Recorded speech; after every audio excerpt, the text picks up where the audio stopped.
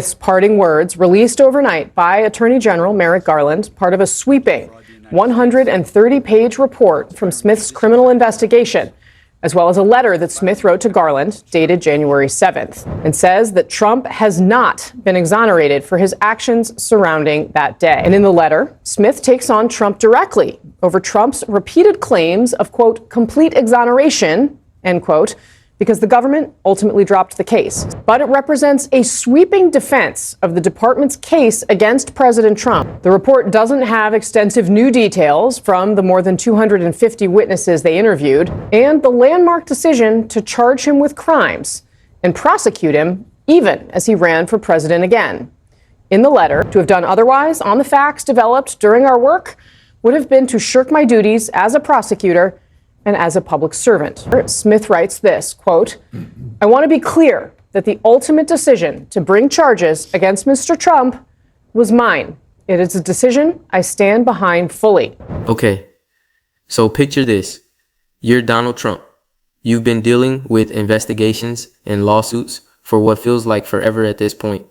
Your legal team has been fighting tooth and nail to keep certain documents sealed, to keep certain evidence away from the public eye. And then boom, a judge says, nope, not happening. All that stuff you wanted buried is going public. Nearly 2,000 pages of it. Yeah, 2,000 pages. And we're not talking about boring procedural stuff here. We're talking witness interviews, campaign contacts, direct statements that tie Trump to the alleged election interference plot from 2020. The stuff his lawyers desperately did not want anyone seeing before. Well, ever, really. But especially not now. This is wild, people. Like genuinely wild. Because Jack Smith, the special counsel who's been investigating Trump's actions around the 2020 election, he just got access to all of it. And not only did he get access, Judge Tanya Chutkan said, yeah, let's make it public. Let's unseal it. Let's let everyone see what's been hiding behind those redactions. Come on. You know Trump's team was absolutely losing it when that decision came down.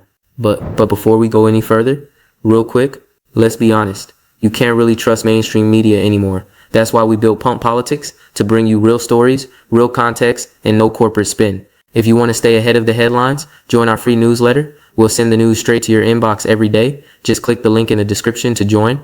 And if you just want to support what we're doing, join us, be part of the community that actually cares about the truth. All right, let's get back to the video. Smith writes that Trump's claims that, quote, dismissal of his criminal cases signifies Mr. Trump's complete exoneration. The report itself outlines how President-elect Trump sought to overturn the 2020 election results in several ways. All I want to do is this. I just want to find... Because here's the thing.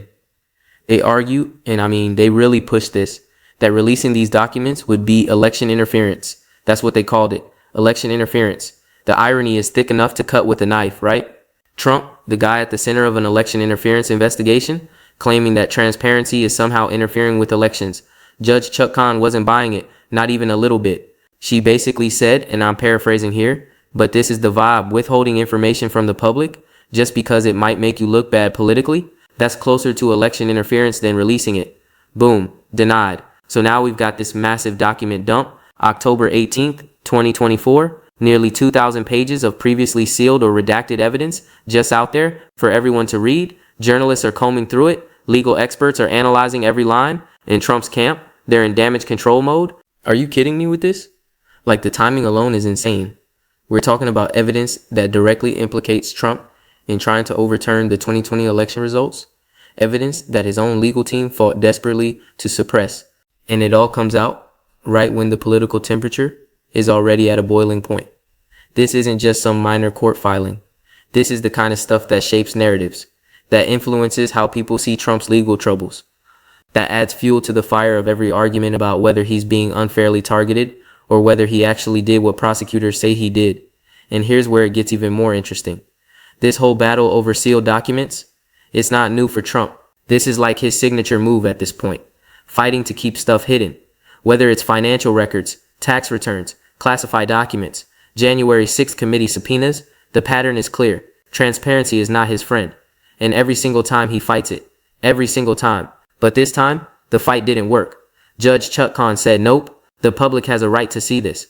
Democracy requires transparency. And if that's politically inconvenient for you, well, too bad. Can you believe this is where we are? Like, really sit with that for a second?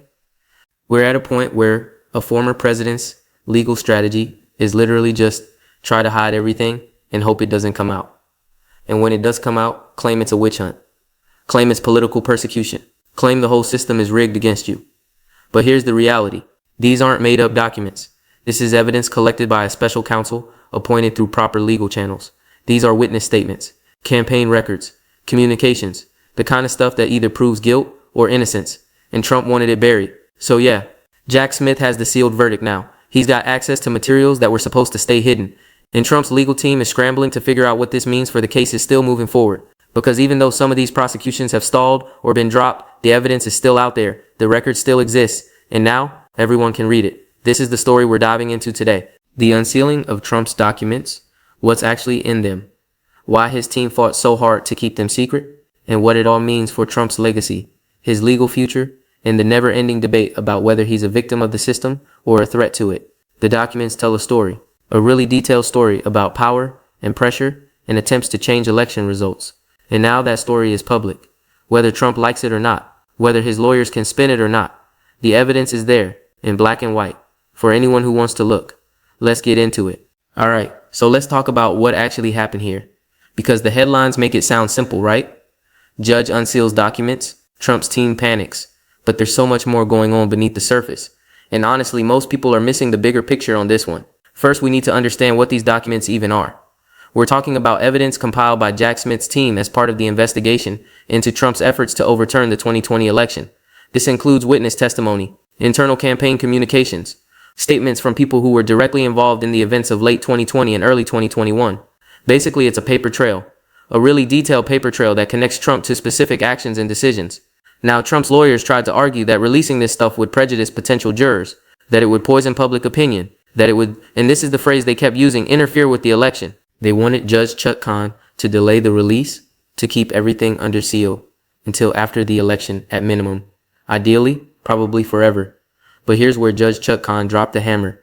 She said, and this is almost a direct quote, that withholding information from the public solely because of potential political ramifications could itself be perceived as election interference.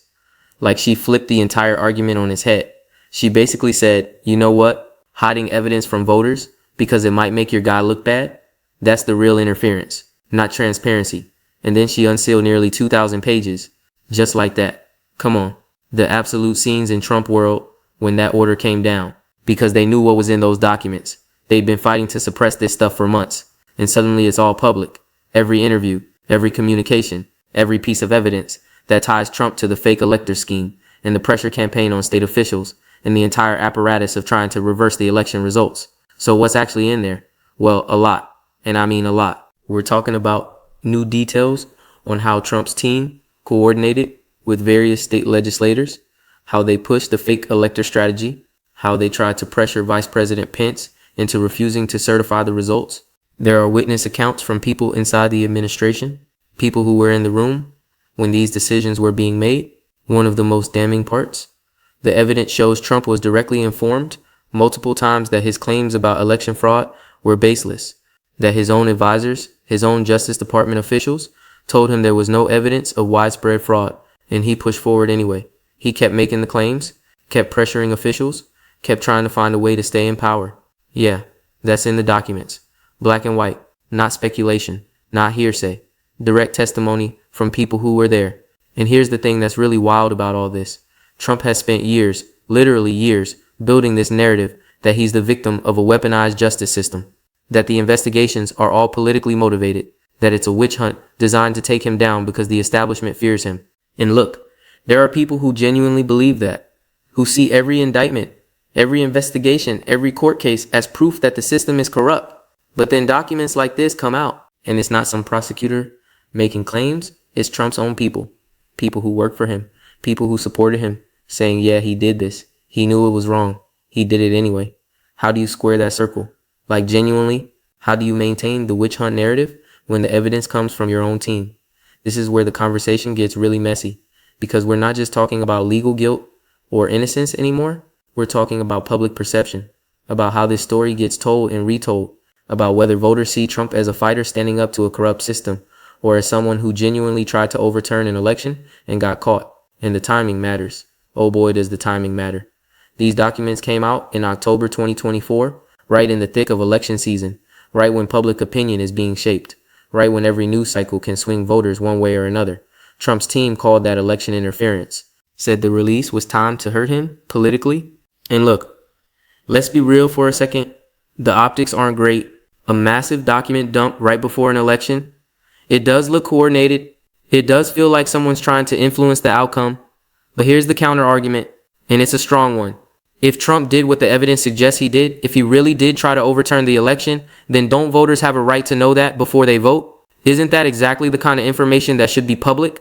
Isn't hiding it, keeping it sealed for political reasons, way worse than releasing it? This is the tension at the heart of this whole mess. Transparency versus fairness. Public interest versus political impact. And there's no clean answer, because both sides have a point.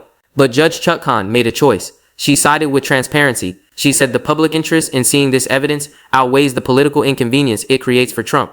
And now we're living in the aftermath of that decision. So let's talk about what happens next. Because unsealing the documents is one thing, but what does it actually mean for Trump's legal situation? Well, it's complicated. Some of the cases against him have stalled. Some have been dismissed on procedural grounds. The classified documents case got thrown out by Judge Cannon. The Georgia case is tied up in appeals. The Manhattan case, that's done. He was convicted. But the federal election interference case, that's where these documents matter most. Except, here's the twist. With Trump back in office, he's got executive power again. He's already started issuing pardons to allies who were caught up in the January 6th stuff. Rudy Giuliani got one. Sidney Powell, John Eastman, people who were facing serious legal consequences for their roles in trying to overturn the election, pardoned. Can you believe this? Like the same people implicated in the evidence that just got unsealed? They're walking free now, because Trump has the power to do that. And that raises a huge question. If Trump can pardon everyone involved, if he can essentially shut down investigations into his own conduct, then what's the point of all this transparency? What's the point of unsealing documents if there are no legal consequences anyway? This is where it gets deeply cynical, because maybe, just maybe, the legal system isn't equipped to handle someone like Trump, someone who operates outside the normal rules, someone who uses power to protect himself and his allies, someone who sees the justice system as just another arena for political combat. The documents are out there now. The evidence is public. Everyone can read what Trump did, how he did it, who helped him. But if there are no consequences, if power shields you from accountability, then what does any of it matter? That's the question we're left with. And honestly, it's kind of terrifying. But let's dig deeper into the specifics for a second. Because the documents don't just show that Trump tried to overturn the election. They show how methodical it was, how organized. This wasn't some spontaneous outburst or desperate last-minute scramble. This was a coordinated strategy involving lawyers, state officials, campaign operatives, and Trump himself at the center of it all. The fake elector scheme alone is absolutely bonkers when you really break it down. Multiple states, multiple sets of fake electoral certificates, all designed to create confusion and give Pence an excuse to throw out legitimate results. And Trump knew about it, was briefed on it, encouraged it. That's what the documents show. And it's not ambiguous. It's not open to interpretation. It's documented with dates, with names, with specific conversations and decisions. This is wild. Okay, so let's break this down into the core pieces, because there's a lot swirling around here, and I want to make sure we're crystal clear on what actually matters. Point one, the documents that got unsealed are not minor. They're not procedural footnotes. They're direct evidence linking Trump to a coordinated effort to overturn the 2020 election, witness testimony, campaign communications, proof that Trump knew his fraud claims were false and pushed them anyway. This is the smoking gun stuff that prosecutors dream about. Point two, Trump's legal team fought like hell to keep this sealed. They used every argument in the book, prejudicing jurors, interfering with elections, protecting Trump's reputation. None of it worked. Judge Chutkan said transparency wins. The public has a right to see what their former president allegedly did, and she unsealed nearly 2,000 pages to prove it. Point three, the timing is absolutely wild. October 2024, right before the election. Trump's team screamed election interference. And look, they're not entirely wrong to raise that concern. Releasing damaging evidence right before voters go to the polls does look political. But here's the thing. If the evidence is real, if it's legitimate, then isn't hiding it even more political? That's the tension. And there's no easy answer. Point four, this whole fight is part of a much bigger pattern. Trump has spent years fighting transparency, tax returns, financial records, classified documents, January 6th committee subpoenas. Every single time he fights. Every single time he tries to keep information hidden. This isn't a one-off. This is his strategy, and it keeps failing. So why does this matter? Why should anyone care about a bunch of unsealed court documents? Well, let's start with the obvious. This is about accountability, or the lack of it. We've got evidence, public evidence now, that shows Trump tried to overturn an election. Not alleged, not rumored, documented, with witnesses, with communications, with a paper trail that connects him directly to the scheme. And what's happened? Some cases got dismissed on technicalities. Some are stuck in appeals. Trump got reelected anyway. And now he's using his power to pardon the people who helped him. Rudy Giuliani, Sidney Powell, John Eastman, all pardoned, all walking free. Come on. How is that not terrifying? Like, genuinely, we have evidence of an attempt to overturn an election, and the people involved are getting pardoned by the guy who allegedly orchestrated it. That's not justice. That's not accountability. That's just power protecting power. But here's where it gets even more complicated, because a lot of people, and I mean a lot, see this completely differently. They see Trump as a victim. They see the investigations as politically motivated. They see the document releases as coordinated attacks designed to hurt him. And when evidence comes out that makes Trump look bad, they don't change their minds. They double down. They say it's fabricated or taken out of context or part of a deep state conspiracy. And that's the really scary part, because we're not arguing about facts anymore. We're arguing about reality itself. You can release 2,000 pages of evidence. You can have witnesses testify under oath. You can build an airtight case, and half the country will still say it's all fake, all political, all a witch hunt. That's where we are. That's the world we're living in. And unsealing documents, no matter how damning, doesn't change that fundamental divide. So what happens next? Well, legally, probably not much. Trump's back in power. He's issuing pardons. He's dismantling investigations. The federal cases against him are likely dead in the water. The state cases are stuck. And even if something does move forward, he's got an army of lawyers and a base that sees him as untouchable.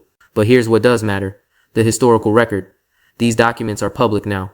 Historians will study them. Future generations will read them. And whatever Trump supporters say today, whatever narrative gets pushed in the moment, the evidence will still be there. The truth will still be documented. And that matters.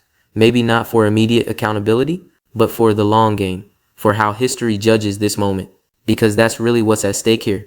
Not just Trump's legal fate, but whether we can agree on basic facts, whether evidence matters, whether transparency and accountability are real things or just words we throw around when it's convenient. And honestly, I don't know what the answer is. I don't know if releasing these documents changes anything. I don't know if people will read them and reconsider their positions. I don't know if the truth even matters anymore in a world where everyone's living in their own reality bubble. But here's what I do know. These documents exist. They're public. They show what Trump did, how he did it, who helped him, and whether there are legal consequences or not, whether he faces accountability or not, the record is set, the evidence is preserved, and that has to count for something. Let's also talk about what this means for the justice system itself, because this case, this whole situation, it exposes some really uncomfortable truths about how power works in America. We like to think that nobody's above the law, that the system applies equally to everyone. But does it, really? When you can pardon your co-conspirators? When you can use executive power to shield yourself from prosecution? When you can delay cases until you're back in office and then shut them down? Are you really subject to the same rules as everyone else? The answer is no. Obviously no. And these unsealed documents just highlight that reality. We have the evidence. We have the proof. We have everything we need to hold someone accountable. And yet nothing happens because power trumps justice every single time. Are you kidding me with this system? Like, what's the point of having laws if they don't apply to the most powerful people? What's the point of investigations and prosecutions if they can just be swept away with the stroke of a pen? This is the crisis we're facing. Not just about Trump, but about whether our system of government can actually function when someone is willing to push every boundary, exploit every loophole, and use power without restraint. So yeah, Jack Smith got the sealed verdict. Judge Chuck Khan unsealed the documents. Trump's team panicked. And now we're all sitting here trying to figure out what it means for Trump, for the justice system, for democracy, for whether any of this stuff actually matters. And maybe that's the scariest part. Not that Trump might get away with it, but that we've reached a point where getting away with it doesn't even seem surprising anymore. Where power and accountability have become so disconnected that we just shrug and move on. This is the story. This is where we are. A former president with mountains of evidence against him, walking free, issuing pardons, back in power. And half the country cheering while the other half watches in horror. The documents are there. The truth is documented. The evidence is overwhelming. But in the end, does it matter?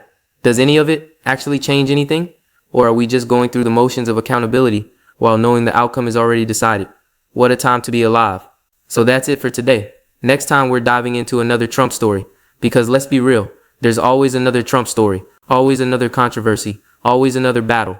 This never ends. The cycle just keeps spinning. Document releases and pardons and investigations and dismissals. Round and round we go. But we'll be here covering it, breaking it down, trying to make sense of the chaos, trying to figure out what it all means and whether we're heading somewhere or just spinning in circles forever. Until then, stay informed, stay skeptical, and remember, the truth is out there, even if nobody wants to look at it, even if it doesn't change anything. The record exists, the evidence is preserved, and someday, maybe that'll matter.